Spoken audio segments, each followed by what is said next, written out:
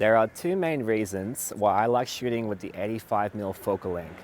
Number one, it's the length and how far you need to be with the subject. So with the 85mm, you don't need to be too close and you don't need to be too far away to get that shot. And number two is the main reason why I'm shooting this video, distortion.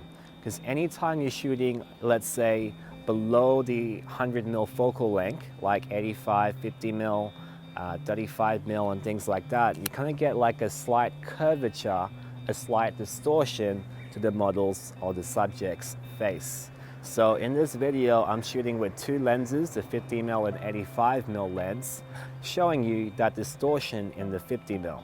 So when I try to get portraits, of course you want to use a longer focal length to get more of a realistic face, a realistic facial structure. So if I really want to get like a really realistic facial shape structure with less distortion, I'd go with 100mm, 135mm, 180mm, you get the point. The higher, the better. Like there's more of a slimming effect. I'm choosing an 85mm and a 50mm just to demonstrate the point that with the 85mm, there's less of that facial distortion. You'll see a circular type distortion in every single lens, and with this, it doesn't make the face puffy, right? Because when you choose focal lengths that are lower in the spectrum, like the 50mm, 35mm, 24mm, 18mm, there's more of a puffiness. So there's like if you even want to say it, it kind of makes people look chubbier, right?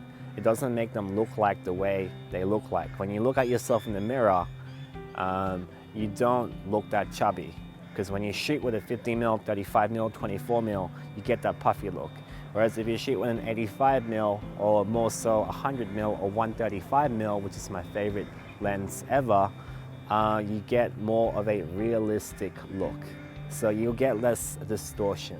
So here are some pictures that you can see, that you can compare. This is my partner, and you can kind of see between the 50mm and 85mm, even with those focal distance, that you can see a slight distortion in 50mm and less distortion in the face in the 85mm.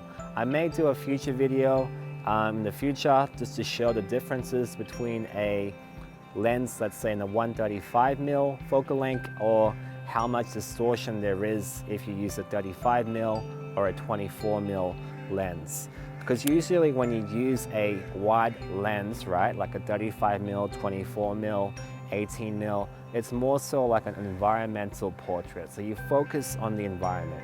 And if you do want to put people in that photo, you generally want to make sure the person, the subject in that environmental photo is not in the outer parts of the frame. Like there's somewhere in the middle or like the center third of the actual photo. If not, they're gonna stretch, right? Have you ever seen photos where you shoot with a wide angle lens and the person's right at the end and their legs are longer or their belly is like a lot bigger and it just doesn't look right? So that's why you wanna shoot with 85mm, 100mm or 135 if you have the distance. Thank you so much. I hope you learned a few things. Look forward to the next video.